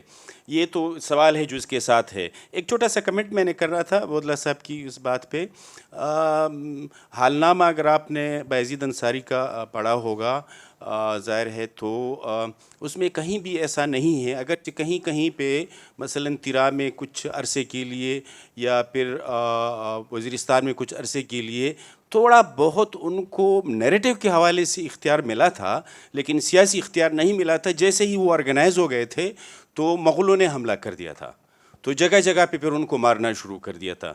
ایک تو یہ پڑھ لیجئے گا دوبارہ اگر آپ نے نہیں اس میں، ہاں ایک آرٹیکل چھپا ہے ہمارے ایک کلیگ قائد اعظم یونیورسٹی کے پروفیسر صاحب ہیں حمایت اللہ یعقوبی، ابھی وہ ہسٹری ڈپارٹمنٹ میں اسسٹنٹ پروفیسر ہے، تو وہ بیسیکلی ان کا وہ امریکہ سے پبلش ہوا ہے، حفیظ ملک نے پبلش کیا وہ آرٹیکل، اور اس بندے نے بالکل اندر جا کے پرائمری سورسز سے، اور اس کا جو تھیسس ہے اس نے وہ پرائمری سورسز میں آپ کو وہ پرووائڈ کر دوں گا، اور ابھی وہ بندہ اس پہ کتاب بھی لکھ رہا ہے، and is my good friend. بہت اچھا ہوگا، ٹھیک ہے، اب دیکھیں وہ اتنا بڑا فنڈامنٹلسٹ تھا، آپ ذرا پڑھیں نا اس کی، وہ تو خود ان کی کتاب سے بھی ظاہر ہے، لیکن میں جو بتا رہا ہوں وہ یہ ہے کہ انہوں نے اپنی آٹو بایوگرافی جو لکھی ہے یا پھر ان کی 3 نسلوں کی جو آٹو بایوگرافی ہے، مثلا وہ حال نامہ ایسا ہے کہ بایزید انصاری نے لکھا، پھر اس کے بیٹے نے لکھا، پھر اس کے پوتے نے لکھا، یعنی یہ 3 نسلوں پہ محیط آٹو بایوگرافی ہے، تو اس میں کہیں اس کا ذکر نہیں ہے۔ یہ جو آپ کی فنڈامنٹلزم کی بات ہے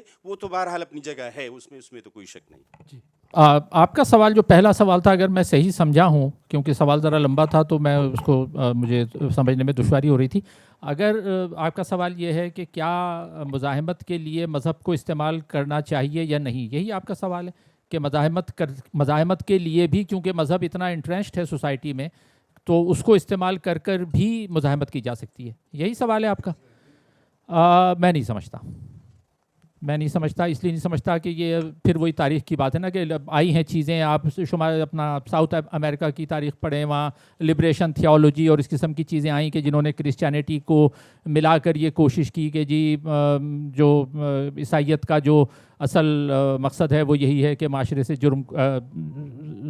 جو ظلم ہے اس کو ختم کیا جائے، ناانصافی کو ختم کیا جائے، لیکن میں بنیادی طور پر اس سے اتفاق اس لیے نہیں کرتا کہ مزاحمت ہوتی کس لیے ہے۔ میں نے اس کتاب میں بھی یہی لکھا ہے، مزاحمت ہوتی ہے معاشرے کو آگے لے جانے کے لیے، مزاحمت معاشرے کو پیچھے لے جانے کے لیے نہیں ہوتی۔ آپ کہہ تو سکتے ہیں کہ اگر میں پیچھے جانے کے لیے ریزسٹ کر رہا ہوں تو کوئی کہہ سکتا ہے کہ وہ بھی مزاحمت ہے، لیکن میرے خیال میں وہ مزاحمت مجھے کم از کم میرے دل سے وہ لگا نہیں کھاتی، پیچھے جانے والی مزاحمت۔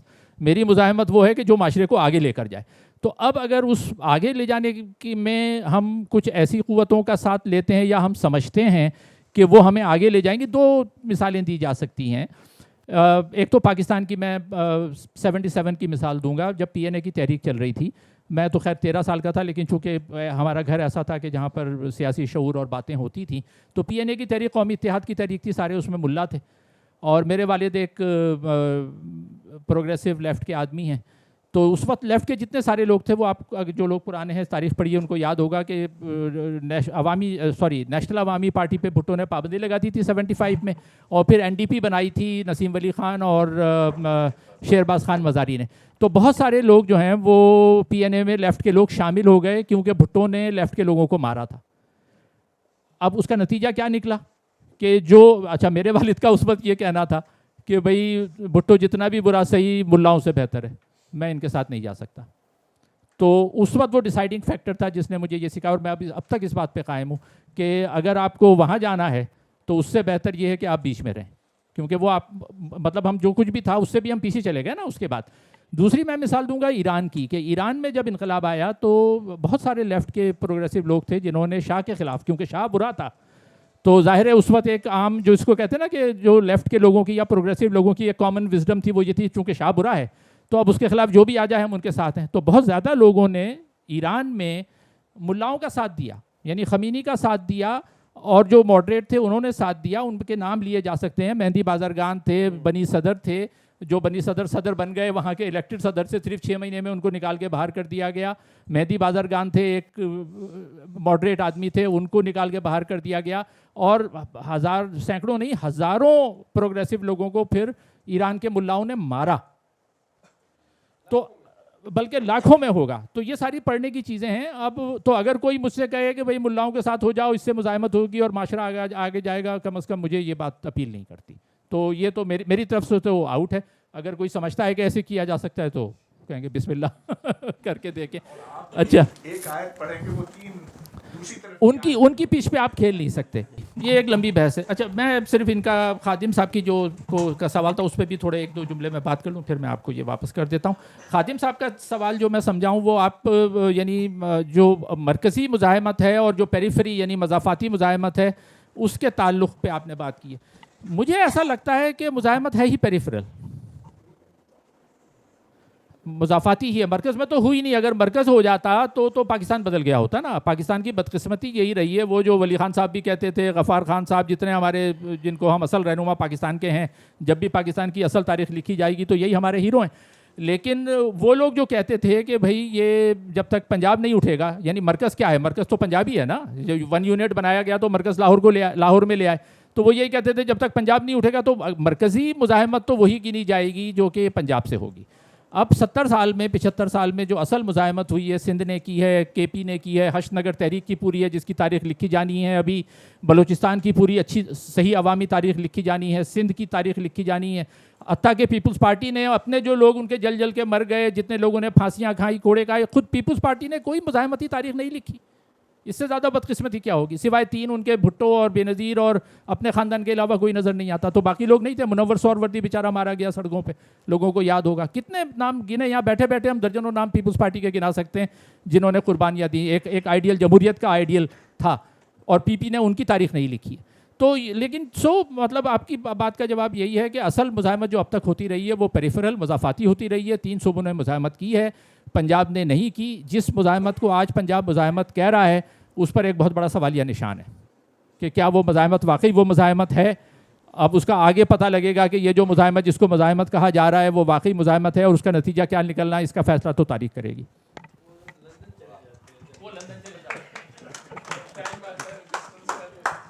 بس میں ایک سجیشن دینا چاہ رہا تھا کہ ویسے تو آپ نے جو کتاب لکھی ہے وہ تو ایک دانشوری کی روایت ہے آپ کے ہاں, تو آپ نے اس کو آگے بڑھایا ہے, بہت اچھا کیا. میں چاہ رہا تھا کہ آپ لوگ دانشوروں کا ایک مقصد یہ بھی ہے کہ سماج میں جو ہے آگے بڑھے, پروگریسو ہو. یہ جو تنزل پذیری ہو رہی ہے خاص طور پہ مذہبی تحریکوں کی وجہ سے وہ ختم ہو. میں دیکھتا ہوں کہ پنجاب کے اندر ایسے لوگ پیدا ہوئے ہیں, انہوں نے ایسی مزاحمتیں کی ہیں کہ بیان نہیں کی جا سکتی, لکھی نہیں جا سکتی. آپ مہربانی کر کے اپنے اسٹوڈنٹس کو جو بھی یہاں اساتذہ بیٹھے ہیں ان کو یہ ٹاسک دیں, جو ہسٹری کے خاص طور پہ, کہ وہ جو ہے ان لوگوں کے بارے میں لکھیں. اگر نہیں لکھیں گے تو میں ایک ایسے شخص کو جانتا ہوں کہ جو نے فیلڈ مارشل آکلنگ کے خلاف مظاہرہ کیا کہ یہ 6,000 ایکڑ زمین دے رہا ہے 1944 میں, اور اس کے پورے خاندان کو انہوں نے ختم کر دیا اور ان کی زمین ضبط کر لی, اور آج تک کسی ایک پمفلیٹ میں بھی ان کا ذکر نہیں ہے, ذکر ہی نہیں ہے. اچھا, وہ ذکر ہوگا تو لوگوں میں ریزسٹنس پیدا ہوگا, وہ کہیں گے اچھا ہمارے لوگ بھی ایسے تھے جو یہ کام کرتے تھے, اچھا یہ پاسبل ہے. تو یہ میرے خیال ذمہ داری آپ کی ہے, کیونکہ آپ کو آگاہی ملی ہے, آپ اس کے چیمپئن ہیں, ہونا بھی چاہیے. اور اس کو پلیز اگر شروع کریں تو اس سے ایک لوگوں میں ایک رہنمائی بھی مل سکتی ہے اور سماج میں تبدیلی بھی آ سکتی ہے, جو ہمارا شاید مقصد بھی. بالکل ایوب ملک صاحب, آپ نے بالکل صحیح ڈائریکشن میں اشارہ کیا اور ہم کوشش کریں گے یہ کریں. لیکن میں یہاں خود ایوب ملک صاحب کی اپنی مزاحمت کا بھی اعتراف کرنا چاہوں گا. ایوب ملک صاحب کا خود اپنا ایک بہت پرانا بیک گراؤنڈ ہے مزاحمتی سیاست کا پاکستان میں, پنجاب میں, اور خود بھی دانشور ہیں. میری 2-3 کتابیں, یہ بدلتی دنیا پبلیکیشن کے نام سے ایک ادارہ بھی چلاتے ہیں جس میں یہ کتابیں چھاپتے ہیں. میری 3 کتابیں انہوں نے چھاپی ہیں. تو جب بھی پاکستان کی عوامی تاریخ لکھی جائے گی تو ان مزاحمتی فگرز میں آپ کا نام بھی ہوگا, ایوب ملک صاحب. اور میں مائک دینے سے پہلے پھر ایک مرتبہ ریکویسٹ کر دوں کہ یہاں وہ کتابیں موجود ہیں, جو لوگ افورڈ کر سکتے ہیں تو پلیز کتابیں لے لیں. یہ وین گارڈ والوں نے اپنا اسٹال یہاں لگایا ہوا ہے. جی, میرا سوال ڈاکٹر ناظر صاحب سے ہے. میں جاننا چاہوں گا سر آپ کے خیالات کہ یہ جو آپ کی جو بک ہے یہ 70s 80s 90s کو کور کرتی ہے، مگر آج ہم بیٹھے ہیں 2022 میں، اور جیسا کہ ڈاکٹر روش ندیم صاحب نے بتایا کہ پوسٹ ماڈرن ایرا ہے یہ.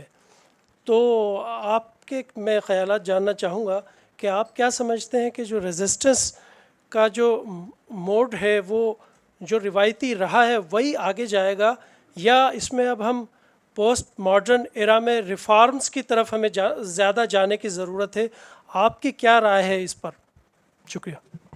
دیکھیں پوسٹ ماڈرن کا تو یہ کہنا بڑا مشکل ہے، اس کی ڈیفینیشن بھی مشکل، بلکہ میں تو یہ کہوں گا کہ یہاں پر اس بلیک ہول میں ایک پورا سیشن پوسٹ ماڈرنزم پہ ہونا چاہیے، ایک ڈسکشن ہونا چاہیے. روش صاحب بھی موجود ہیں، ایک دو لوگ اور بھی یہاں پر موجود ہیں جو اس پہ بڑی اچھی تفصیل سے بات کر سکتے ہیں، لیکن آپ سے گفتگو کروائیں گے ہم تو. لیکن قطع نظر اس پوسٹ ماڈرنزم کے، آپ نے یہ کہا کہ ہم آج یہاں 2022 میں بیٹھے ہوئے ہیں، تو وہ ہمارے جو ٹریڈیشنل یا روایتی جو طریقے پہلے رہے ہیں، جو جن کو کہہ لیں کہ ماڈرن مزاحمت اور پوسٹ ماڈرن مزاحمت، اب پتہ نہیں اس کو کیسے ڈفرینشیٹ کیا جا سکتا ہے. لیکن ایک فرق تو بہرحال ہے جو ذاتی طور پہ میری سوچ میں آیا ہے، جس سے میرے بہت سے انقلابی دوست ایگری نہیں کرتے، لیکن میں اس کا برملا اعتراف بھی کر سکتا ہوں کہ وہ جو ایک ٹریڈیشنل ایک انقلابی سیاست ہم لوگوں نے کی جوانی میں، اور جو ہمارا ایک آئیڈیل تھا کہ جی ایک خونی انقلاب آئے گا اور پورے معاشرے کو اکھاڑ دیا جائے، اور پھر ایک نیا ایک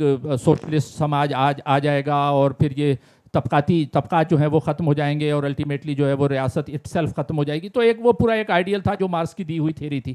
تو جو مارکس کا ٹریڈیشنل جو اپروچ ہے اس میں بہت سی باتیں ابھی بھی ویلڈ ہیں.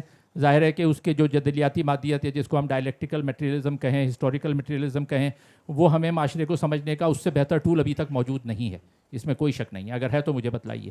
اب دوسرے پولیٹیکل سائنٹسٹ کو پڑھ لیں تو مارکس کی وہ انڈرسٹینڈنگ جو ہے، اچھا اس نے جو معیشت کی بنیاد ہمیں سمجھائی کہ کس طرح سے معیشت جو ہے وہ ڈومینیٹ کرتی ہے، معاشی مفادات ڈومینیٹ کرتے ہیں، تو وہ اپنی جگہ پر قائم ہے. لیکن جو اس کا آخری پہلو ہے وہ ڈکٹیٹرشپ آف دا پرولیٹیریٹ، کہ بھئی ایک خونی انقلاب آئے گا، اس کے بعد طبقات ختم کر دیے جائیں گے اور برجوازی کو مار دیا جائے گا اور کوئی کیپٹلسٹ نہیں ہوگا، اس میں مجھے ذرا سا ڈاؤٹ ہے کہ وہ اس طرح کا انقلاب اب آنا ممکن ہے. تو وہ اگر کوئی مزاحمت ہمارے لوگ ہیں، ہمارے اپنے دوست ہیں جو اس کے لیے جدوجہد کر رہے ہیں، میں ان کو اپریشیٹ کرتا ہوں، صحیح ہے. لیکن ایک ایسا انقلاب جو کہ پورے معاشرے کو اتھل پتھل کر دے، جیسے کہ سوویت یونین میں آیا، جیسے کہ چین میں آیا، ایک ویسا انقلاب ایک انارکی تو پاکستان میں لا سکتا ہے، ہو سکتا ہے. جس طرح ہم کولیپس کی طرف جا رہے ہیں، یہ بالکل ممکن ہے کہ پاکستان میں ایک انقلابی صورتحال پیدا ہو جائے. جو لینن نے ڈیفائن کیا انقلابی صورت کو اس طرح سے کیا ہے کہ جب حکمران طبقے حکومت کر نہ پائیں اور جو محکوم ہیں وہ محکوم رہنے پہ تیار نہ ہوں. یہ انقلابی صورت ہے، ریولوشنری سچویشن کو لینن نے ایسے ڈیفائن کیا ہے. تو اب پاکستان میں وہ وقت قریب آ رہا ہے کہ حکمران طبقے اس قابل نہیں ہیں. ہم دیکھ رہے ہیں جو حکمرانوں کا آپس کا جو تضاد چل رہا ہے پچھلے دنوں، اور اب بہت جلد وہ ٹائم بھی آنے والا ہے کہ جو محکوم ہے وہ بھی محکوم رہنے پہ تیار نہ ہوں.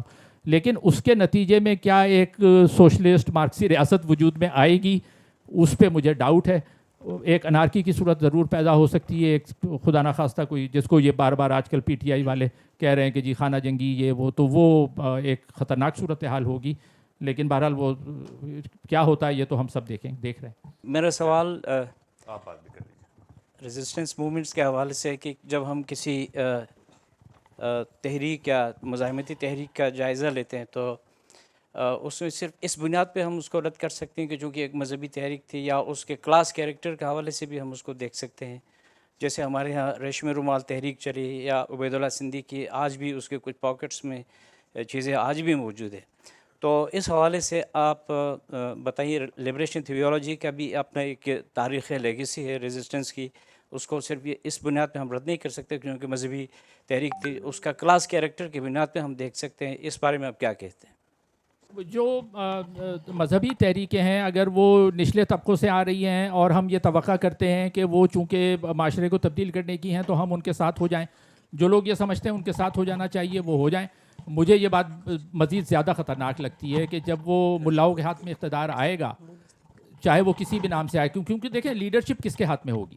جو ایران کا بھی مسئلہ تھا، ایران میں بھی یہی تھا نا کہ ملا جب آ رہے تھے تو انہوں نے جو شیعہ ملا تھے ان کا وعدہ تو یہی تھا کہ جی ہم سماجی انصاف لائیں گے، یہ لائیں گے وہ لائیں گے.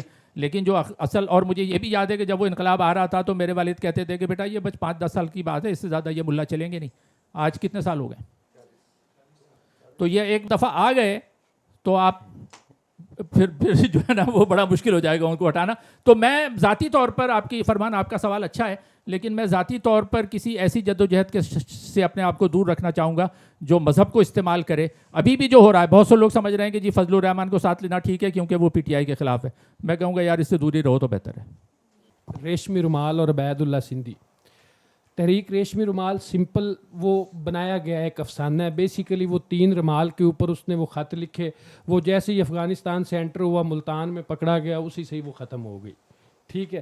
یہ بعد میں چونکہ وہ بنانا تھا. عبید اللہ سندھی کے ساتھ خود کیا ہوا، سارے دیوبند نے اس کو ڈسون کیا after he returned from after 15 years. اور اس کی جو ساری تھیریز ہے ان کو انہوں نے یہ تک کہا کہ یہ پاگل ہو گیا، خبردار اس کے لیے کوئی بندہ جائے. حالانکہ جب ان کو پتہ چلا کہ وہ آ رہا ہے، پورا دیوبند اسٹیشن پہ پہنچ گیا اور انہوں نے سوچا کہ جی کوئی بہت بڑی ہستی جو ہے وہ آئے گی، عالم اتنے بڑے. جب وہ ایک بندہ نیچے اترا تو اس کے ہاتھ میں ایک چھوٹا سا لفافہ تھا اور سر ننگا گنجا. تو وہ آ کے کھڑا ہو گیا تو انہوں نے کہا کہ جی آپ کون ہیں؟ اس نے کہا میں مولانا عبید اللہ سندھی ہوں. تو وہ حیران رہ گئے سارے دیوبند کے. اچھا ان کو لے گئے تو بعد میں اس بندے کے بارے میں پورے دیوبند میں یہ مشہور کیا گیا کہ یہ پاگل ہے. ٹھیک ہے جی. وہ تو بعد میں مطلب پروگریسو وہ تھا، وہ کہتا تھا اپنی دعا شعا نماز میں جو ہے وہ آپ اپنی مقامی زبان میں پڑھیں اور بہت سارا کچھ. لیکن وہ بات ڈاکٹر صاحب کی ہے کہ یہ جتنے لوگ ہوں گے یہ کبھی آپ کو آگے نہیں لے کے جا سکتے. وہ بنیادی طور پہ 1400 سال پہلے والا ایک معاشرہ کریٹ کرنا چاہتے ہیں جو انفارچونیٹلی ہو نہیں سکتا. وہ پاسبل نہیں ہے، وہ نہیں ہو سکتا. یعنی اس کے 2 پہلو ہیں نا، ایک سماجی پہلو اور ایک معاشی پہلو. اگر کوئی مذہبی گروپ یا ملا یہ دعویٰ کرتے ہیں کہ جی ہم معاشی انصاف لے آئیں گے لیکن معاشرے کو سماجی طور پر پیچھے لے جائیں گے، تو وہ مجھے میں اس سے کمفرٹیبل نہیں ہوں اس بات سے. بھاشانی کے بارے میں کیا؟ اوہو، بہت اچھی مثال دی ہے آپ نے، بہت اچھی مثال دی ہے کہ ہم وہ نیشنل عوامی پارٹی کے بانیوں میں سے تھے، بلکہ پہلے اس کے سربراہ تھے. لیکن ان کے بارے میں جیسے جیسے لوگوں نے لکھا اور پتا، اور ان کی جو سیاست پتہ لگ رہی ہے ساری، وہ مطلب پوری ریئیکشنری سیاست. وہ تو اچھا ہوا کہ ولی خان صاحب اس وقت 67 میں الگ ہو گئے، اور میرے والد بھی ان لوگوں میں تھے جنہوں نے پھر نیب کے اس گروپ کو جوائن کیا، ولی خان والے گروپ کو. اور ایسٹ پاکستان میں پروفیسر مظفر ہوتے تھے، پروفیسر مظفر. اور وہ ایسٹ پاکستان میں جو بہت کم لوگ تھے جو نیب ولی کے تھے، کیونکہ ایسٹ پاکستان میں تو نیب بھاشا نہیں ہوئی نا زیادہ. عوامی لیگ تھی، پھر نیب بھاشا نہیں تھی. لیکن جو نیب ولی تھی اس کا مشرقی پاکستان میں تقریباً کوئی نہیں تھا. لیکن وہ پروفیسر مظفر ایک تھے، اور ان کا بھی کیا حشر ہوا پروفیسر مظفر کا کہ وہ بعد میں نیب ولی کے تھے. جب بنگلہ دیش بن گیا تو وہی پروفیسر مظفر جو پرانے لیفٹ کے پروگریسو آدمی تھے، ولی خان گروپ کے ساتھ تھے، انہوں نے مجیب الرحمان کی ان ساری حرکتوں کی حمایت کی جس میں وہ بنگلہ دیش کو ایک 1 پارٹی ڈکٹیٹوریل اسٹیٹ بنانا چاہ رہا تھا. مظفر صاحب نے یہ کیا، آخر میں عامروں کے ساتھ مل گئے جا کے. اب لمبی عمر پائی، میرے خیال ہے 95 سال کی عمر پائی انہوں نے. لیٹ می ٹیک لاسٹ کویسچن. میرا تو ایک چھوٹا سا کامنٹ ہے جی کہ کعب نے اس پہ تو بہت کچھ کہا جا سکتا ہے، لیکن جو آپ نے ماحول بنایا اس سے مجھے 70s 80s کا یونیورسٹیوں کا ماحول یاد آ گیا جو اب نہیں ہے. تو میں ایک مشورہ دینا چاہتا تھا، جہاں بہت لکھنے والے موجود ہیں اور میں جمیل عمر کو بھی ذاتی طور پہ جانتا تھا، تو کہ یونیورسٹیوں میں جو ریزسٹنس تھی کوئی کتاب ان پہ بھی لکھی جائے. یعنی 70s اور 80s کی قائد اعظم یونیورسٹی، 60s اور 70s کی Karachi university, Punjab university, even government college Lahore جہاں میں تھا، اور اسلامیہ کالج سول لائنس، یہ ایک لکھنے والا بالکل صحیح بات بنتی ہے. تو میرا بس یہ ایک کیا تجویز سمجھ لیں. بہت اچھی تجویز ہے. اور اس پر بھی لکھا کس نے؟ جماعتیوں نے. یعنی منصور خالد ایک صاحب ہیں جنہوں نے طلبہ تحریک پر پوری 2 کتابیں لکھی ہیں. طلبہ تحریک پروفیسر عزیز الدین کی اچھی ہے، عزیز الدین کی بہتر ہے نسبتاً. اچھا پھر ابھی جو ہے وہ محسن ذوالفقار، اور انہوں نے NSF کی تاریخ لکھی 2 والیوم میں NSF کی، لیکن وہ بھی پارشل ہے نا، صرف انہوں نے NSF کے ایک گروپ کو انہوں نے فوکس کیا. میں کہہ رہا ہوں یونیورسٹی تک لوگوں کو پتہ چلے کہ یونیورسٹی کیا ہوتی ہے، جو اب نہیں ہے. لکھیے، لکھنے کی ضرورت ہے، بالکل لکھیے. بہت شکریہ دوستوں. ہم تقریباً 20 منٹ ہم نے زائد لیے. آپ کا بھی شکریہ، آپ نے کنٹریبیوٹ کیا. میرا خیال ہے مزاحمت کے حوالے سے آپ نے ہمیں بہت معلومات دی، ہمارے شعور میں اضافہ کیا. ڈاکٹر ناظر، آج کی اس تقریب میں ہمارے جتنے بولنے والے تھے، ڈاکٹر حود بھائی، جناب اختر بودلہ صاحب، اشتیاق صاحب اور دیگر دوست، یہ بالکل صحیح ہے کہ آج فون کی صورت میں ہمارے پاس پورا ایک پبلشنگ مشین ہمارے پاس ہے. تو جب انسان نے قلم ایجاد کیا، تحریر ایجاد کی، تو دراصل یہ اشارہ تھا کہ ہمیں زبان ہلانا کم کر دینا چاہیے، اس دوران سوچنا چاہیے اور وہ لکھ کر پریزرو کر دینا چاہیے. ہم اس نقطے کو آج 4-5 ہزار سال بعد بھی سمجھ نہیں سکے. کائنڈلی اپنی جو کچھ آپ لکھ سکتے ہیں، چاہے وہ ہاؤس ہولڈ وائف ہیں، چاہے وہ انٹلیکچوئل ہے، آپ لکھیے. یہ کمپیوٹر پر، آپ کے واٹس ایپ پر کسی نہ کسی صورت میں آپ کی ریزسٹنس کو شو کرے گا، یہ پریزرو رہے گا. اور اس سے پہلے کہ کوئی اور ہمارے متعلق لکھے اور اپنے زاویے سے لکھے اور بعد میں ہمیں اس کو رٹنا پڑے. آپ سب کو بہت شکریہ. یہیں پر ہم ختم کرتے ہیں. Thank you very much.